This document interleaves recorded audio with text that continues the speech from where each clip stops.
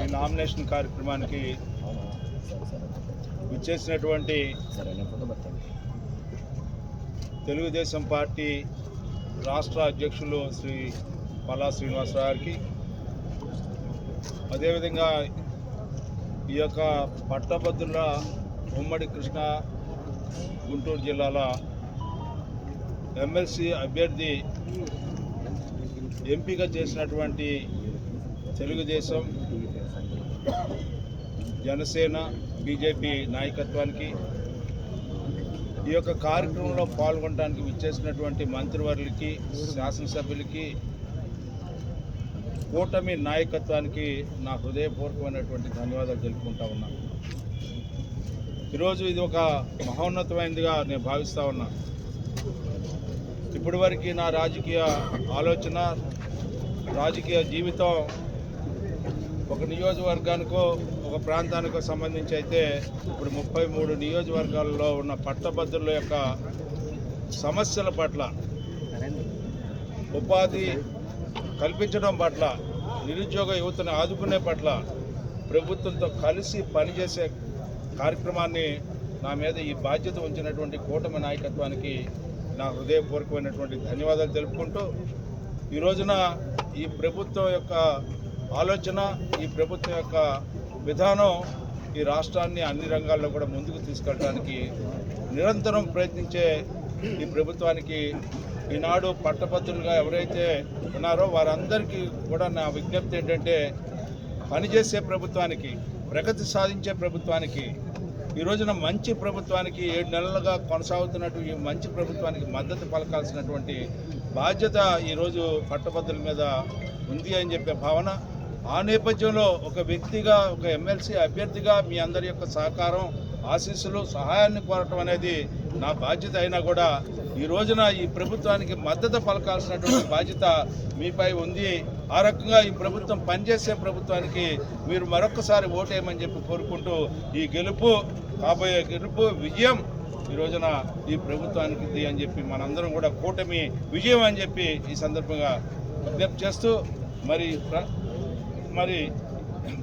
ఈ సందర్భంలో మీ అందరికీ తెలుసు, ఎవరైతే ఈ రోజున ఈ కార్యక్రమంలో పాల్గొని నాకు మద్దతు ఇచ్చి నన్ను గౌరవించి చూపించిన ఆత్మీయాన్ని ఎప్పుడు మర్చిపోలేను.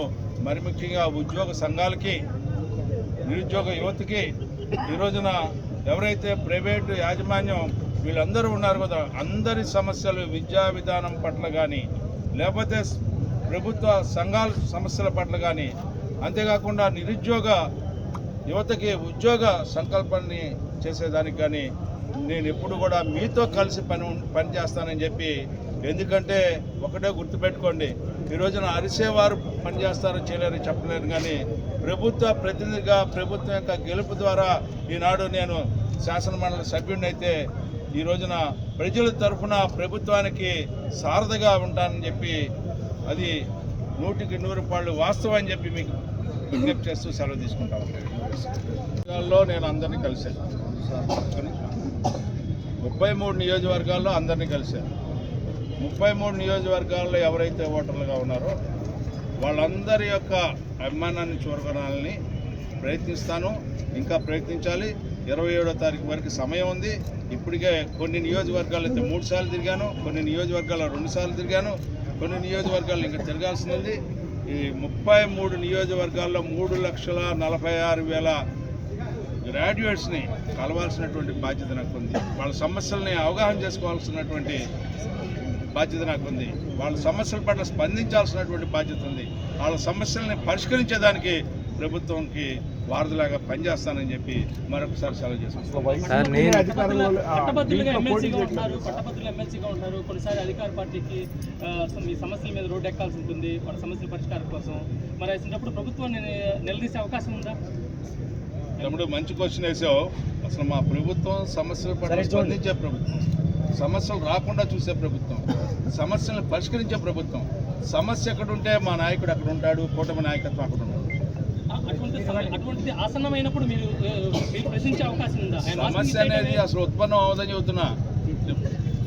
అదే సార్, ఇప్పటి వరకు మీరు పర్యటించిన నియోజకవర్గం గురించి చెప్తున్నాం, మేము అడుగుతున్నాం సార్. ఇప్పటి వరకు మీరు పర్యటించిన నియోజకవర్గం గురించి అడుగుతున్నాం. పర్యటిస్తానని చెప్తున్నా కదా, ఇంకా 27 ఇవాళ ఎన్నిక అవట్లా, ఎందుకు ఆ నియోజకవర్గ ప్రయారిటీ మారిపోయిందా? 27వ తారీఖు వరకు మనందరికీ సమయం ఉంది. ఎవ్వరం కూడా మనం ఆదుర్ద పడాల్సిన, అందరూ నా వాళ్ళే, నేను అందరు వాడిని. సో టీచర్లకు సంబంధించి కూడా మొన్న ఈ మధ్య సమస్య వచ్చింది సార్. అసలు దీంట్లో ఒక్కరు కూడా పోటీకి రాలేదు. ఏంటి ఇక్కడ గుంటూరు జిల్లాలో ఆళ్లపాటి రాజకీయాలు భయపడ్డారా? గెలుపు తథ్యమని వెనక్కి వెళ్ళిపోయారా? లేకపోతే ఇంకా ఏంటి అసలు ఏమనుకుంటున్నారు? ఇప్పుడు ఒకటి మీ అందరూ కూడా గుర్తుపెట్టుకోవాల్సింది, రాష్ట్రంలో ఎక్కడా కూడా ఎన్నికల్లో మేము పోటీ చేయమని చెప్పి తోకముడిచినటువంటి పార్టీ గురించి నన్ను అడిగితే నేను ఏం చెప్పను? ఓకే.